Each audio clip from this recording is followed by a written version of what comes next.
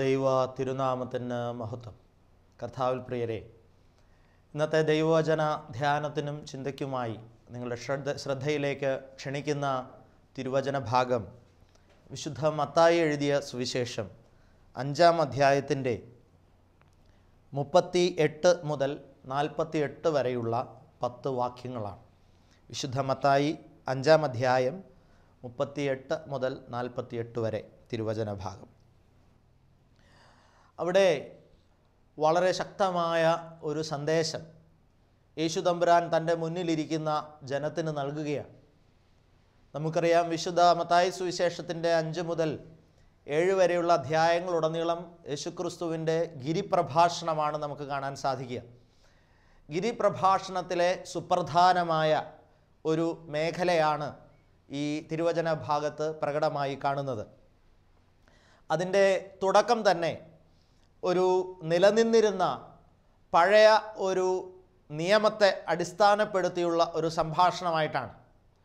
യേശു പറയുകയാണ്, കണ്ണിന് പകരം കണ്ണ്, പല്ലിന് പകരം പല്ല് എന്ന് അരുൾ ചെയ്തത് നിങ്ങൾ കേട്ടിട്ടുണ്ടല്ലോ, ഞാനോ നിങ്ങളോട് പറയുന്നു എന്ന് പറഞ്ഞുകൊണ്ട്.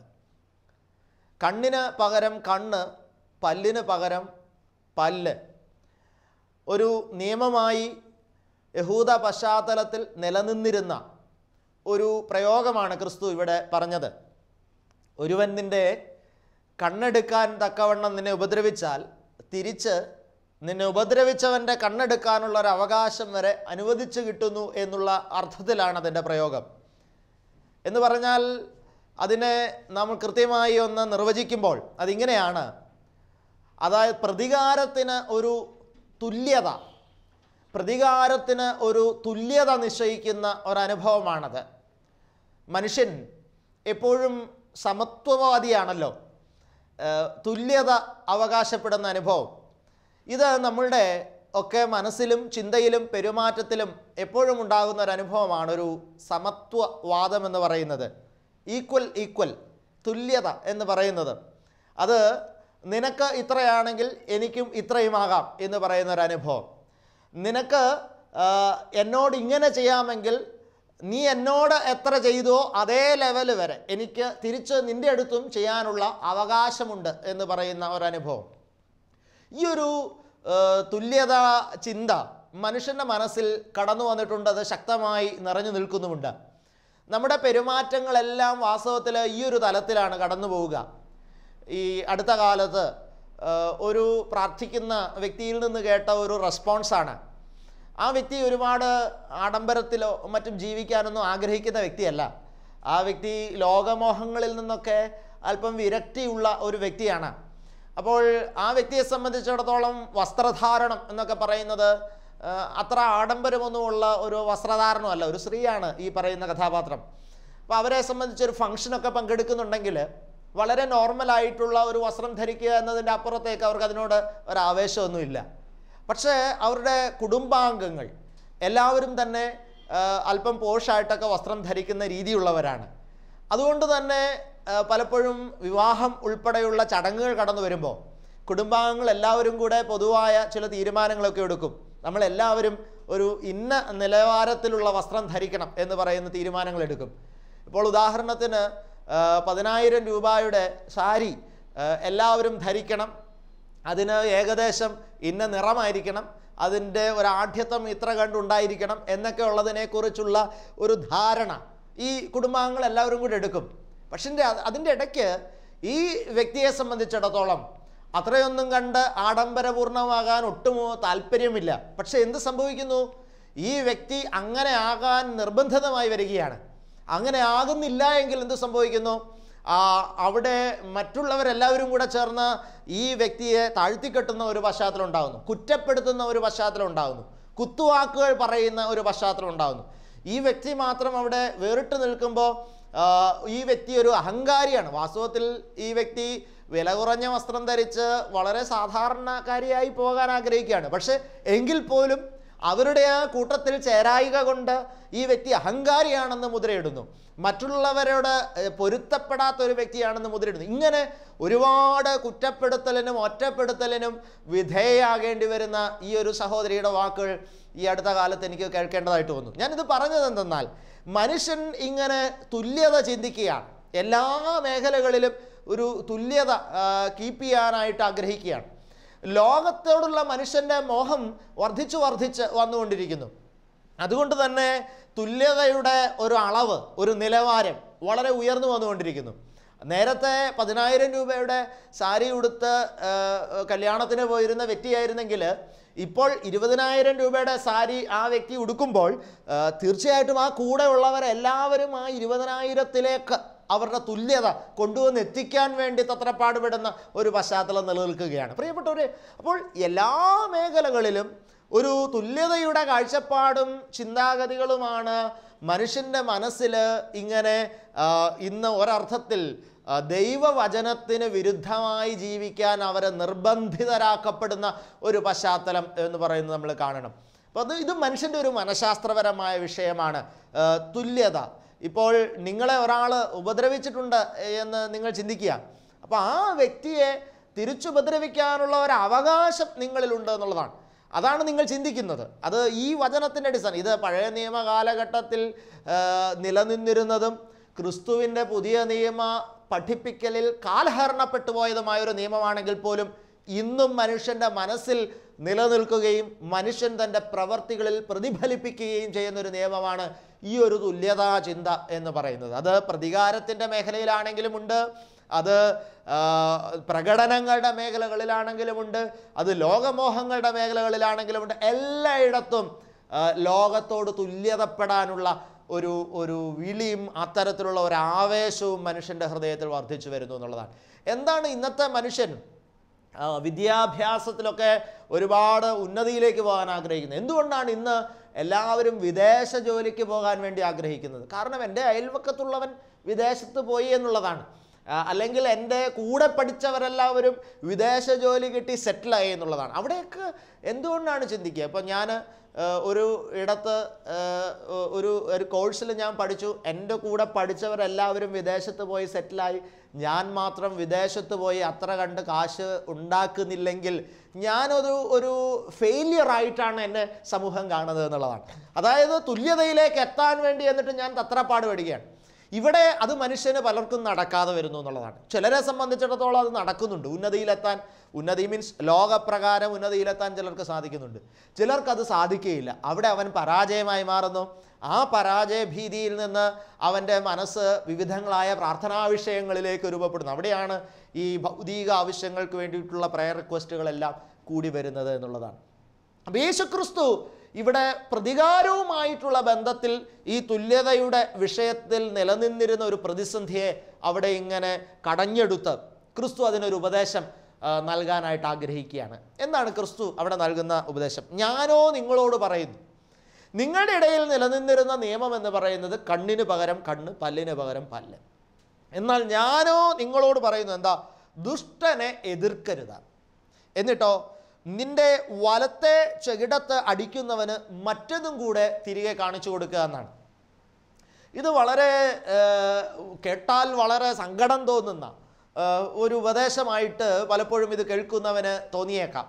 കേൾക്കുന്ന വ്യക്തിയെ സംബന്ധിച്ചിടത്തോളം യേശുക്രിസ്തു പറയുന്നത് പോലെ എങ്ങാനും പ്രവർത്തിക്കേണ്ടി വന്നാൽ അത് അവൻ്റെ പുരുഷന്മാരൊക്കെ ആണെങ്കിൽ അവൻ്റെ ആണത്വം നഷ്ടപ്പെട്ടു പോകുന്ന അനുഭവമായിട്ട് വരെ അത് വ്യാഖ്യാനിക്കപ്പെടാൻ സാധ്യതയുണ്ട്. നീ ഒരു പുരുഷനല്ലടാ എന്നൊക്കെ ചോദിക്കും. ഒരു പുരുഷൻ ഇങ്ങനെ പ്രതിസന്ധി നേരിടുമ്പോൾ നെഞ്ചുറപ്പോടെ നേർക്കുനേർ പോരാടി നിൽക്കേണ്ടവനല്ലടാ എന്നൊക്കെയുള്ള ചില പദങ്ങൾ ഒരുപക്ഷെ കേൾക്കേണ്ടതായി വരും എന്നുള്ളതാണ്. ഇവിടെ പറയാണ് ദുഷ്ടനെ എതിർക്കരുത് ക്രിസ്തു പറയാണ്. അപ്പോൾ തുല്യതയുടെ പ്രതികാര ചിന്തയിൽ തുല്യതയുടെ ഒരു മനോഭാവം ശരി എന്ന് തീരുമാനിച്ചിരുന്ന ആളുകളുടെ അടുക്കൽ ക്രിസ്തു പറയുകയാണ്, അത് തിരിച്ചു പറയാണ്, തുല്യതയല്ല വേണ്ടത്, പുറകോട്ട് പോകലാണ് വേണ്ടത്. ദുഷ്ടനെ എതിർക്കരുത് എന്ന് പറഞ്ഞാൽ എന്താ അർത്ഥം? എന്നെ ഒരാൾ ഉപദ്രവിക്കുകയാണ്, എന്നെ ഉപദ്രവിക്കുന്നവൻ ദുഷ്ടനാണ്, ആ ദുഷ്ടനെ ഞാൻ എതിർക്കാതിരിക്കുക എന്ന് പറഞ്ഞാൽ അവിടെ എന്താണ് കാണിക്കുക? എൻ്റെ കഴിവുകേടല്ലേ കാണിക്കുക. അങ്ങനെ കഴിവ് കെട്ടവനായി ഞാൻ പെരുമാറണമെന്നാണ് യേശു പറയുക. കഴിവ് കെട്ടവനെ പോലെ ഞാൻ നിന്നു കൊടുക്കണം. എൻ്റെ നേരെ ഒരു ദുഷ്ടൻ ആക്രോശവുമായി പാഞ്ഞെടുക്കുമ്പോൾ ഒരു കഴിവ് കെട്ടവനെ പോലെ ഞാൻ മിണ്ടാതെ നിന്നു കൊടുക്കണം എന്നുള്ളതാണ്. എന്താണ് ക്രിസ്തു ഇവിടെ സംസാരിക്കുന്നതിൻ്റെ അർത്ഥം മനസ്സിലാകുന്നില്ല. പ്രിയപ്പെട്ടവരെ, ഇത് വളരെ ഗൗരവത്തോടുകൂടെ ചർച്ച ചെയ്യപ്പെടേണ്ടതാണ്. പ്രതികാര വിഷയത്തിൽ തുല്യതയുടെ മനോഭാവം ശരിയെന്ന് വിളിക്കുന്ന മനുഷ്യനോട് പറയാണ്, നീ കീഴടങ്ങിക്കൊടുക്കുക, നീ താഴ്ന്നു കൊടുക്കുക, നീ വിനയപ്പെട്ട് കൊടുക്കുക, നീ താഴേക്ക് വാ, ദുഷ്ടനെ എതിർക്കരുത് എന്ന് പറയും. പ്രിയപ്പെട്ടവർ, ഇതൊരിക്കലും ഒരു ലോകനീതിക്ക് ഉൾക്കൊള്ളാൻ കഴിയുന്ന ഒരു ചിന്തയല്ല എന്നുള്ളതാണ്. പിന്നെ എന്തൊക്കെയാണ്? 3-4 നിർദ്ദേശങ്ങൾ ക്രിസ്തു ഇവിടെ നൽകുകയാണ്. എന്തൊക്കെയാണ്? പിന്നെ നിന്റെ വലത്തെ ചകിടത്തടിക്കുന്നവന് മറ്റതും കൂടെ കാണിച്ചു കൊടുക്കുക. നിന്നോട് വ്യവഹരിച്ചു നിന്റെ വസ്ത്രമെടുപ്പാൻ ഇച്ഛിക്കുന്നവന് നിന്റെ പുതപ്പും കൂടെ നീ വിട്ടുകൊടുക്കുക. ഒരുത്തൻ നിന്നെ 1 നാഴിക വഴി പോകുവാൻ നിർബന്ധിച്ചാൽ അവനോടുകൂടെ നീ 2 നാഴിക പോവുക. പിന്നെ നിന്നോട് യാചിക്കുന്നവന് കൊടുക്കുക, വായ്പ വാങ്ങാൻ ഇച്ഛിക്കുന്നവനിൽ നിന്ന് ഒഴിഞ്ഞുകളയരുത് എന്ന് തുടങ്ങിയ നിർദ്ദേശങ്ങളാണ്. എൻ്റെ കേൾക്കുമ്പോൾ ഇത് വല്ലതും നടക്കുന്ന കാര്യമായിട്ട് നിങ്ങൾക്ക് തോന്നുന്നുണ്ടോ? ഞാൻ ഇതിനു മുൻപുള്ള എപ്പിസോഡുകളിൽ സംസാരിക്കുമ്പോൾ ഞാൻ പറഞ്ഞിട്ടുള്ള ഒരു പ്രധാനപ്പെട്ട ഒരു മേഖലയാണ്. ഈ അടുത്ത കാലത്ത് ഞാൻ കാര്യമായി പറയുന്നതാണ്. മനുഷ്യൻ ഇന്ന് യേശുക്രിസ്തുവിൻ്റെ വചനങ്ങളെ 2 തരത്തിൽ വിഭജിച്ചിട്ടുണ്ട്. ഒന്ന് പ്രായോഗികം, മറ്റൊന്ന് അപ്രായോഗികം. അതിൽ അപ്രായോഗിക ഉപദേശങ്ങളുടെ പട്ടികയിൽ മനുഷ്യൻ പെടുത്തിയിട്ടിരിക്കുന്ന ഉപദേശങ്ങളാണ് ഇപ്പോൾ ഈ പറയുന്ന ഉപദേശങ്ങൾ. ഇതൊന്നും നടക്കുന്ന കാര്യമല്ല. ഇതൊക്കെ വലിയ തത്വങ്ങളാണ്, വലിയ ഉയർന്ന തത്വങ്ങളാണ് യേശുക്രിസ്തു സംസാരിക്കുന്നത്. അപ്പോൾ ഇതിനെ ഒരു തത്വമായി ക്രിസ്തുവിൻ്റെ ഒരു നിലവാരം ഉയർത്തുന്ന ഒരു അനുഭവമായിട്ടൊക്കെ അങ്ങ് മാറ്റി വെച്ചിരിക്കുകയാണ്. യേശുക്രിസ്തു അങ്ങനെയൊക്കെ ചെയ്തു, ശരിയാണ്. അത് യേശുക്രിസ്തു ആയതുകൊണ്ടാണ് അങ്ങനെ ചെയ്തത്. ഇതൊന്നും മനുഷ്യനെ കൊണ്ട് സാധിക്കുന്ന കാര്യമൊന്നുമല്ല. ഇത് ദൈവപുത്രൻ ആയതുകൊണ്ട് ദൈവപുത്രൻ അങ്ങനെയൊക്കെ ചെയ്തു. അതുകൊണ്ട് ഇത് ചെയ്തവൻ വലിയവനാണ്, ഇത് ചെയ്ത ക്രിസ്തു വലിയവനാണ്. ആ വലിയവനായ ക്രിസ്തുവിനെ ഞങ്ങൾ അംഗീകരിക്കുന്നു, ആ വലിയവനായ ക്രിസ്തുവിനെ ഞങ്ങൾ വിശ്വസിക്കുന്നു, ആ വലിയവനായ ക്രിസ്തുവിനെ ഞങ്ങൾ ഏറ്റുപറയുന്നു, ആ വലിയവനായ ക്രിസ്തുവിനെ ഞങ്ങൾ ആരാധിക്കുന്നു. പക്ഷേ ഈ ക്രിസ്തു ചെയ്തതുപോലെ ചെയ്യാൻ ഞങ്ങൾ തയ്യാറല്ല. പ്രിയപ്പെട്ടവരെ, ഇതാണ്. ഏറ്റുപറയാൻ മനുഷ്യൻ തയ്യാറാണ്, വിശ്വസിക്കുന്നു എന്ന് പറയാൻ തയ്യാറാണ്, ആരാധിക്കുന്നു എന്ന് പറയാൻ തയ്യാറാണ്, ആരാധിക്കാനും തയ്യാറാണ്, അനുസരിക്കാൻ തയ്യാറല്ല, അല്ലെങ്കിൽ അവൻ ചെയ്തതുപോലെ ചെയ്യാൻ തയ്യാറല്ല എന്നുള്ളതാണ്. പക്ഷേ യേശുക്രിസ്തു ഇവിടെ പറയുന്നത് എന്താണ്? യേശുക്രിസ്തു തന്നെ ദ്രോഹിച്ചവരോട് ക്ഷമിച്ചു എന്നുള്ളത് കൊണ്ട്, ആ ആറ്റിറ്റ്യൂഡ് കൊണ്ട്, യേശുക്രിസ്തുവിൻ്റെ ആ മനോഭാവം കൊണ്ട് തന്നിൽ വിശ്വസിക്കുന്നവരെല്ലാവരും തൻ്റെ ആ മനോഭാവത്തെ പുകഴ്ത്തി ജീവിക്കണം എന്നാണോ യേശുക്രിസ്തു ആഗ്രഹിച്ചത്? ചിന്തിക്കണം. യേശുക്രിസ്തു ഇപ്പോൾ കുരിശിൽ കിടക്കുമ്പോൾ തന്നെ ദ്രോഹിക്കുന്നവനോട് യേശുക്രിസ്തു ക്ഷമിക്കുകയാണ്. അപ്പോൾ യേശുക്രിസ്തുവിൻ്റെ മനസ്സിലുള്ള ആഗ്രഹം കണ്ടോ, ഞാനൊരു വലിയ കാര്യം ചെയ്തു, ഇനി എൻ്റെ ഫോളോവേഴ്സ് എല്ലാം ഞാൻ ഇത് ചെയ്തവനാണെന്ന് പറഞ്ഞ് എന്നെ പുകഴ്ത്തി എൻ്റെ പെരും ആ നാടൊട്ടുക്ക് അറിയിക്കണം. ഇതാണോ ക്രിസ്തുവിൻ്റെ ലക്ഷ്യം? അല്ല, അല്ല.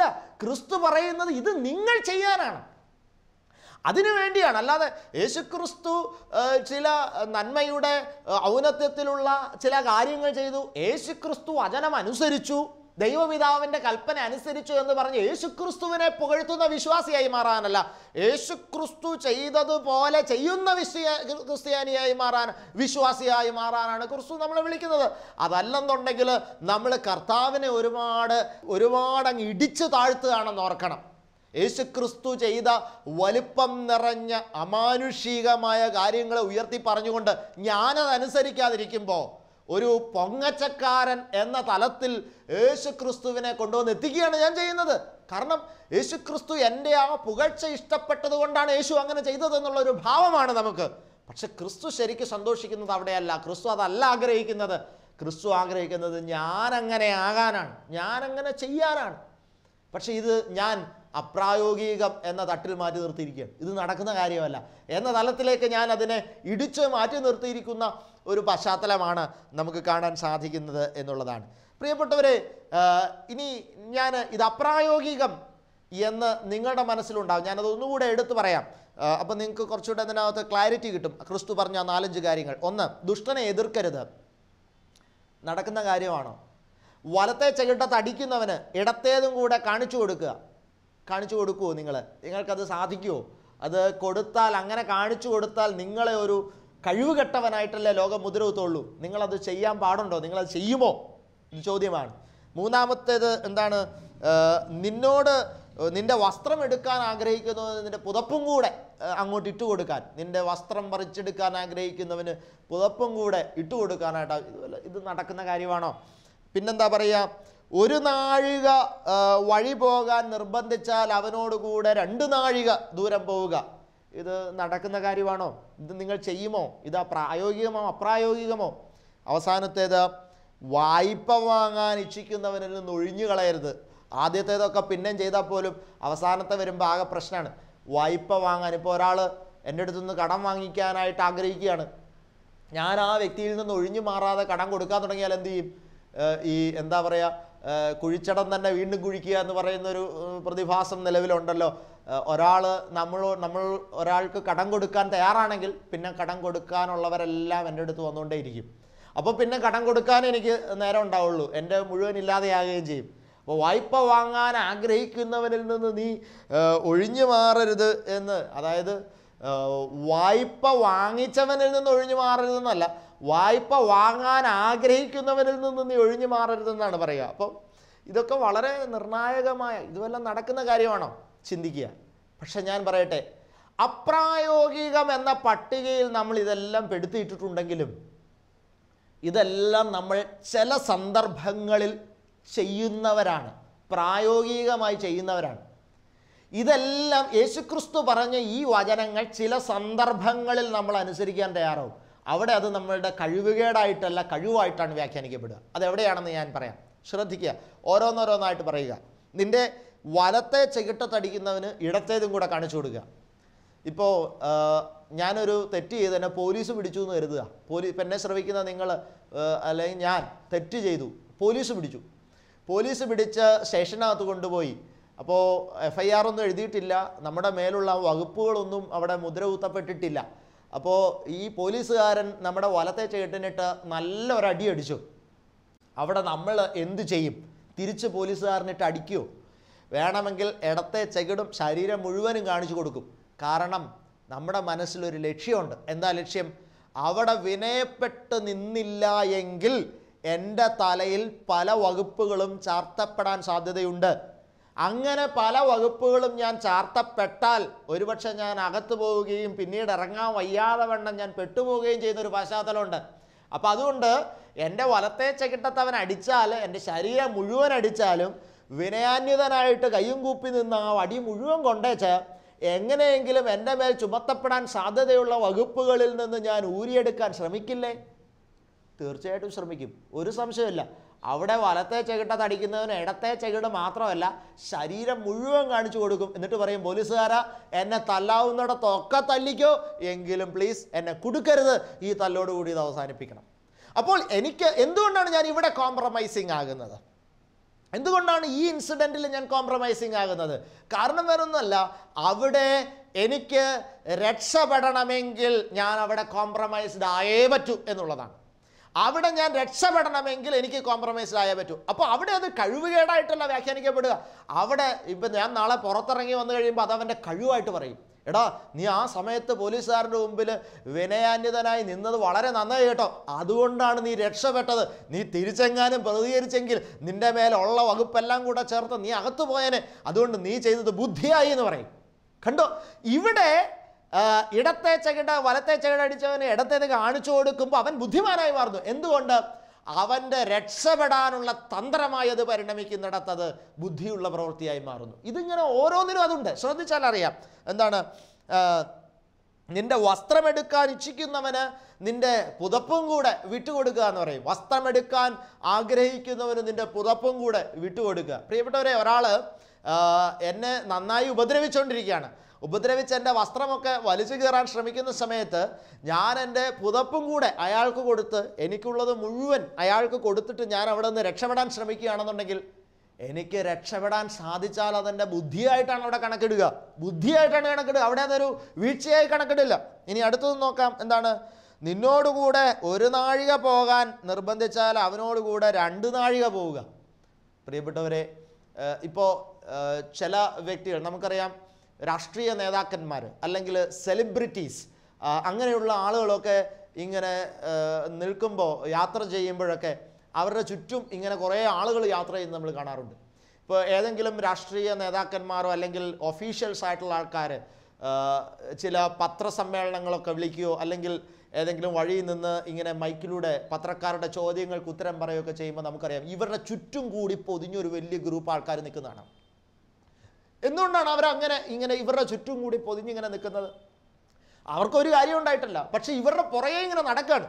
അപ്പോൾ ഈ 2 നാഴികയല്ല, വേണമെങ്കിൽ ഒരു ജീവിത കാലഘട്ടം മുഴുവൻ ഇങ്ങനെ ഇവൻ്റെ പുറകിൽ ഇങ്ങനെ നടന്ന് ഈ മൈക്ക് കാണിക്കുമ്പോൾ അതിനകത്ത് വരുന്ന ആ ക്യാമറ ഫ്രെയിമിൻ്റെ ഉള്ളിൽ തൻ്റെ തല ഒരു 10-15 പ്രാവശ്യം വന്നു കഴിയുമ്പോൾ അടുത്ത ഒരു തിരഞ്ഞെടുപ്പോ അടുത്തൊരു ഓപ്ഷനോ വരുമ്പോൾ ഈ മുഖം പരിഗണിക്കപ്പെടാൻ സാധ്യതയുണ്ട്. കാരണം ഈ ഫേസ് ആളുകൾക്ക് ഫെമിലിയർ ആകണം, കാണുന്ന ആളുകൾക്ക് ഈ ഫേസ് ഫെമിലിയർ ആകണം, അതാണ് ലക്ഷ്യം.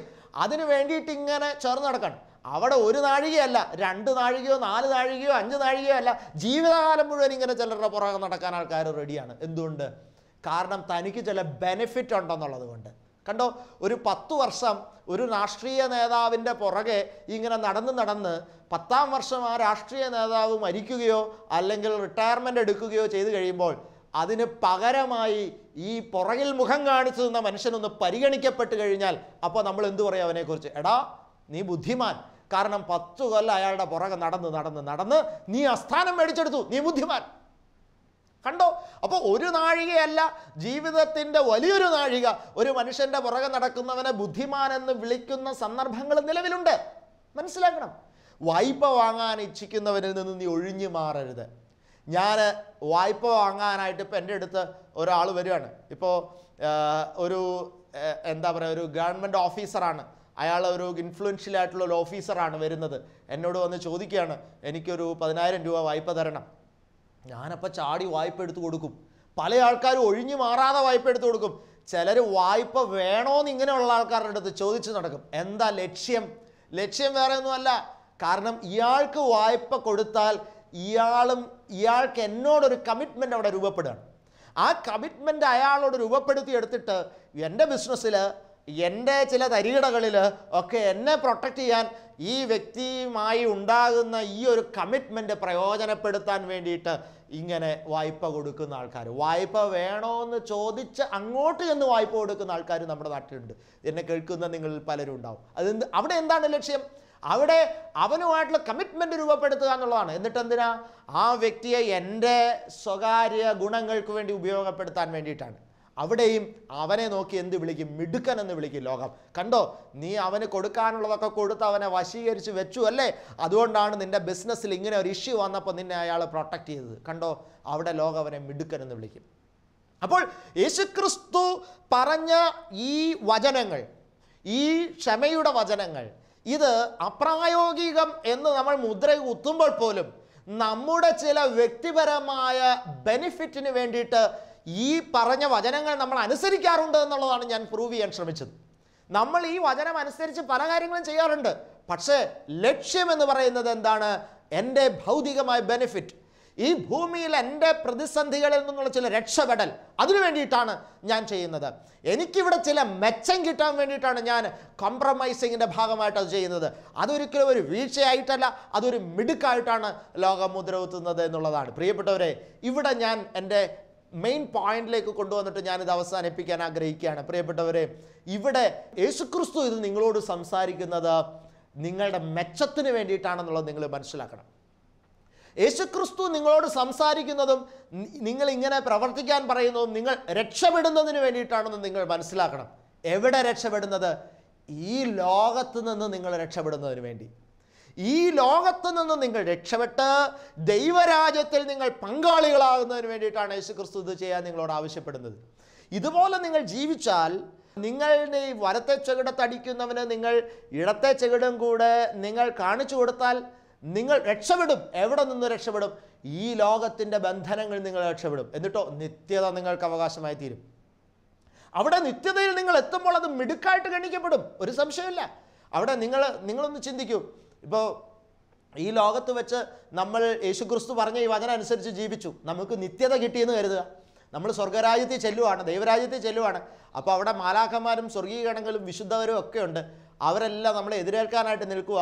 അവരെതിരേറ്റ് വന്നു കഴിയുമ്പോൾ നമ്മളോട് പറയും, എടാ മോനെ, നീ ഇവിടെ എത്തിയത് എന്തുകൊണ്ടാണെന്നറിയാമോ?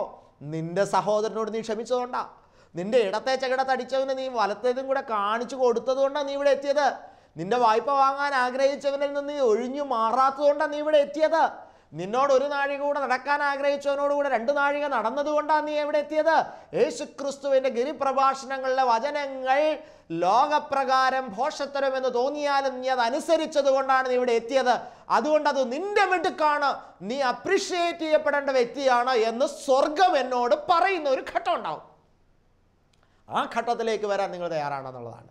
അതിന് ദൈവരാജ്യത്തിൻ്റെ ഒരു കാഴ്ചയും ദൈവരാജ്യത്തിൻ്റെ ഒരു കാഴ്ചപ്പാടുമുള്ള ഒരു വ്യക്തിക്ക് മാത്രമേ കഴിയൂ.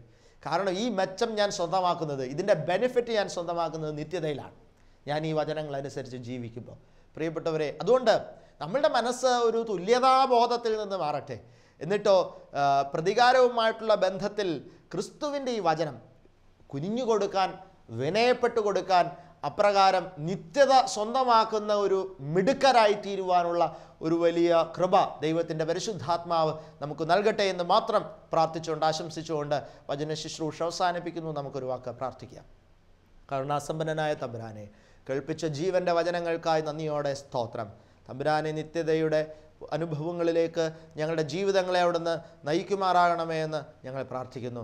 അവിടുത്തെ പരിശുദ്ധ റൂഹ ഞങ്ങളുടെ ജീവിതങ്ങളെ വഴി നടത്തണമേ. അവിടുത്തെ കൃപ ഞങ്ങളെ നയിക്കണമേ. യേശുക്രിസ്തുവിൻ്റെ വചനങ്ങൾ അത് ദൈവരാജ്യത്തിൻ്റെ വചനങ്ങളാണെന്ന് തിരിച്ചറിയാൻ ഞങ്ങൾക്ക് വെളിച്ചം നൽകണമേ. പ്രതികാര ചിന്തയിൽ തുല്യത അവകാശപ്പെടുന്ന അവസ്ഥ ഇന്നും ഞങ്ങളിൽ നിലനിൽക്കുന്നുണ്ട്. അവൻ എന്നെ ഉപദ്രവിച്ചാൽ തിരികെ എനിക്ക് ഉപദ്രവിക്കാൻ അവകാശമുണ്ട് എന്ന എൻ്റെ ഹൃദയത്തിൻ്റെ ചിന്തയിൽ നിന്ന് മാറി ഞാൻ വിനയപ്പെടുന്നത് എൻ്റെ മിടുക്കാണ് എന്നും അത് നിത്യത സ്വന്തമാക്കുന്ന ഒരനുഭവമാണെന്നും തിരിച്ചറിഞ്ഞ് ക്രിസ്തുവിൻ്റെ വചനങ്ങളെ അക്ഷരാർത്ഥത്തിൽ അനുസരിക്കുന്നവരായി എന്നെ അവിടുന്ന് മാറ്റണമേ. പരിശുദ്ധ മാതാവേ, വിശുദ്ധന്മാരെ, പിതാക്കന്മാരെ, ഞങ്ങളെല്ലാവർക്കും വേണ്ടി പ്രാർത്ഥിക്കണമേ. പിതാവിൻ്റെയും പുത്രൻ്റെയും പരിശുദ്ധ റൂഹായുടെയും നാമത്തിൽ തന്നെ ആമേൻ.